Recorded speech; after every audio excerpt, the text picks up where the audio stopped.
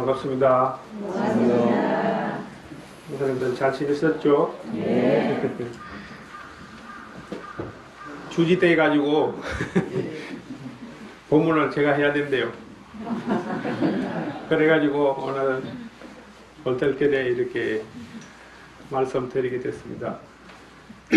다 들리나요? 네. 바깥에서도 들려야 되는데. 네. 오늘 바깥에 주어서 위에 복당에도 목사님들 스크린으로 볼 수 있게끔 그렇게 해놨습니다. 바깥에 문을 열어놓으면 안에도 또 추울까 해가지고. 그런데 다행히 조금 덜 추운 것 같죠? 요새 여러 가지 이유 때문에 우리가 절에 가서 무슨 법회를 하기도 행사 참석하기도 조금 어중간한 상황이 되어 있어요. 그렇죠? 네.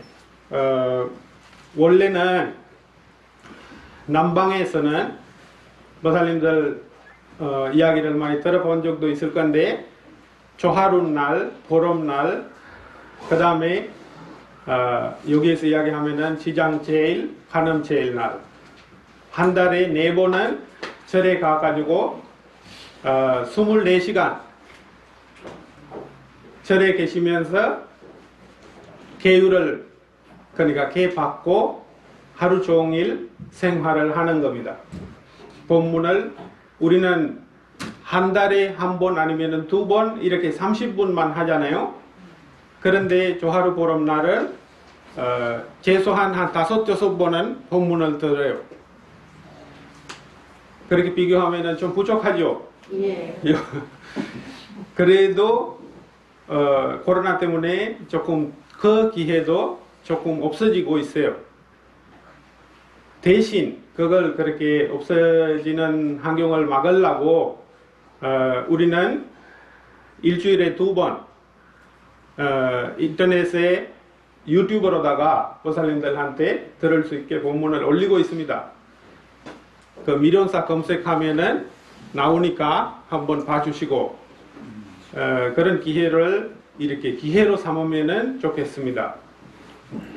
그 다음에 부처님 시대로 가가지고 목사님들한테 이야기를 조금 해준다고 생각을 해서 그래야 조금 기억하죠?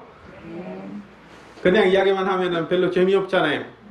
원래 제가 재미 별로 없는데 거기에다가 이야기 재미없게 하면은 더 재미없으니까 부처님 시대에 부처님은 사람을 찾아가 가지고 본문을 전달해 준 내용들이 많이 남아요.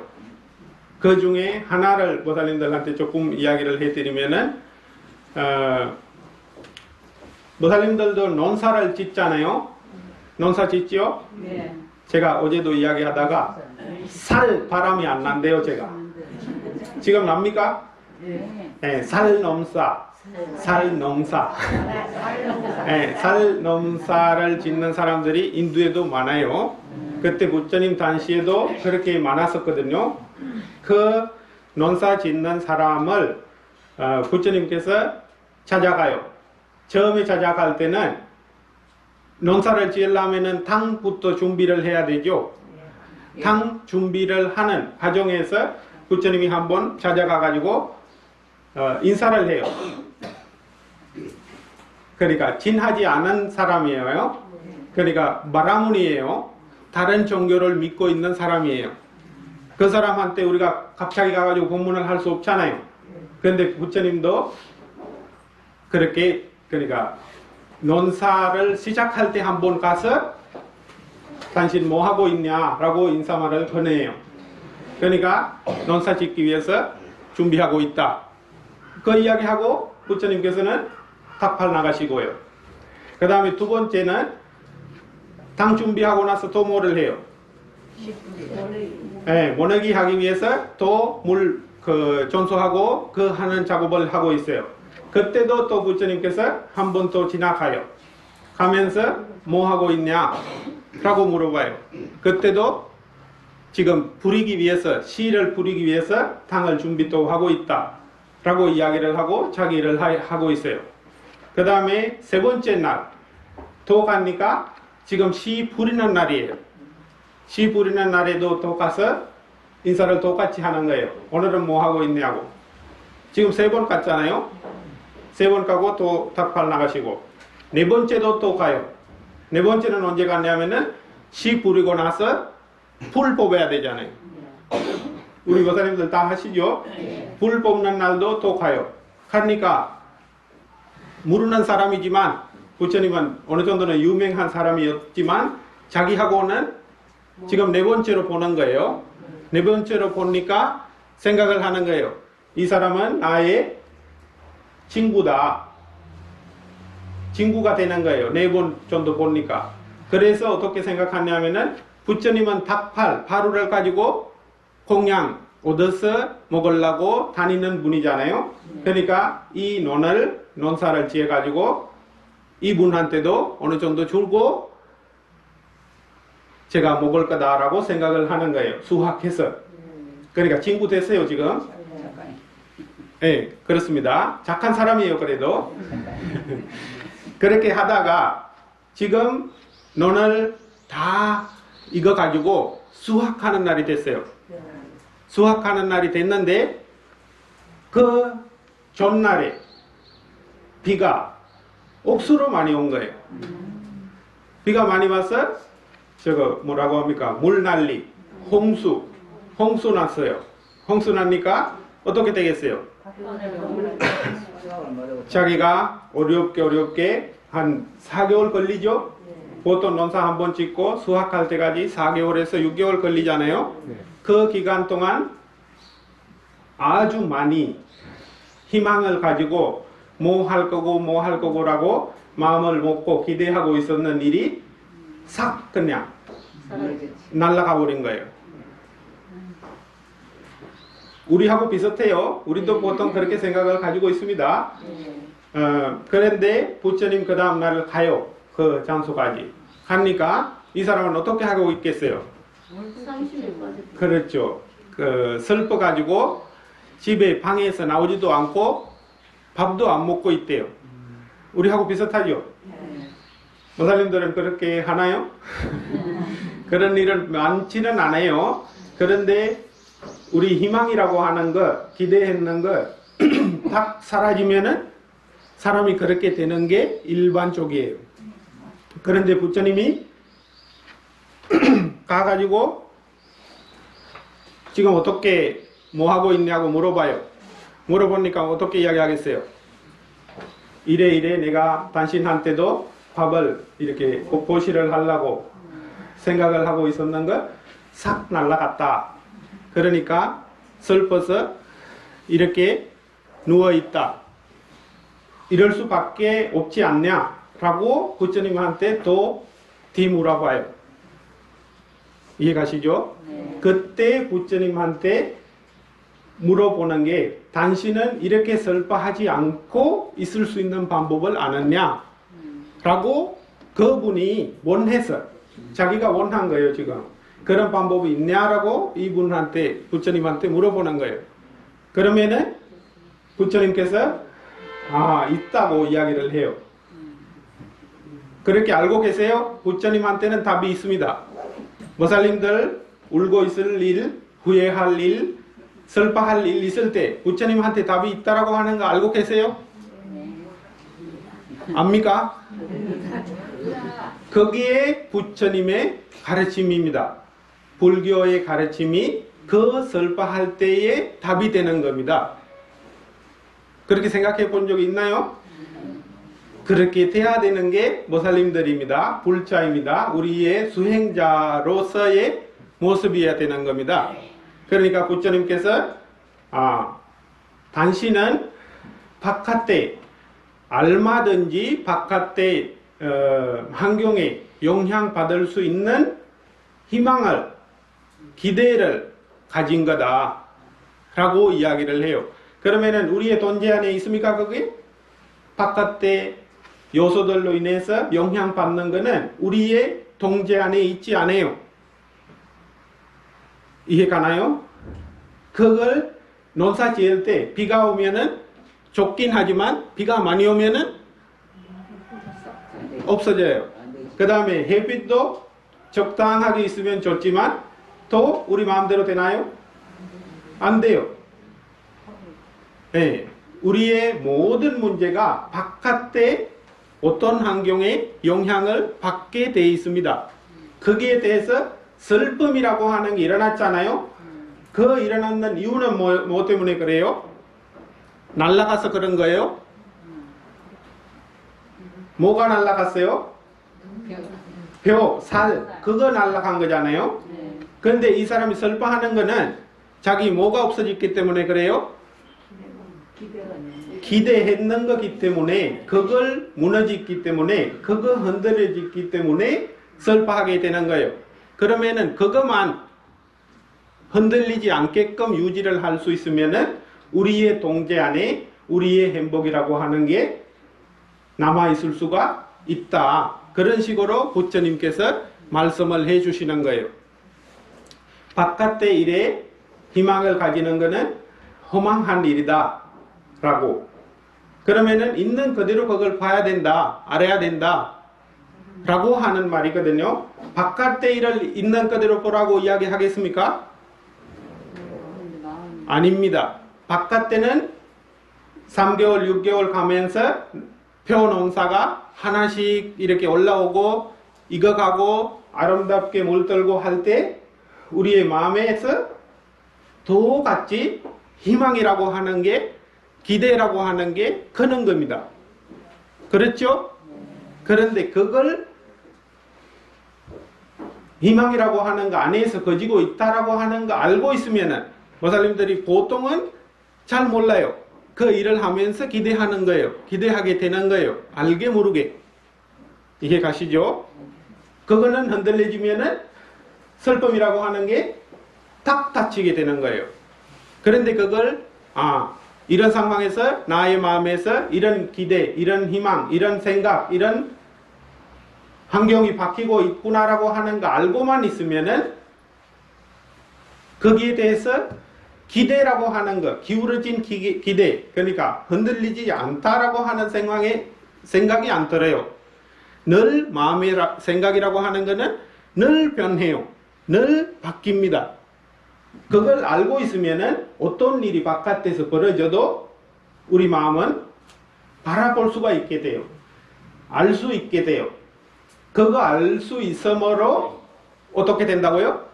슬퍼하는 것 없어지는 겁니다. 없어지는 것까지 가는 게 쉽지 않아요. 보살님들한테 이렇게 말씀을 드리지만 쉽지 않아요. 그래서 부처님께서 이렇게 말씀을 해놨습니다. 조금씩 해라고, 자꾸만 해라고. 보살님들께서 수행할 때 한 번에 한 20년 있다가 아니면은 10년 있다가 수행하겠다, 깨달아겠다라고 생각하시는 분들 계시나요? 아니에요? 보통 말이 다 그런 것 같아요. 10년 있다가 아니면 조금 있다가 천천히, 그렇게 보통 생각을 하는 게 뭐 문제 있는 건 아니에요. 우리 다 똑같대요.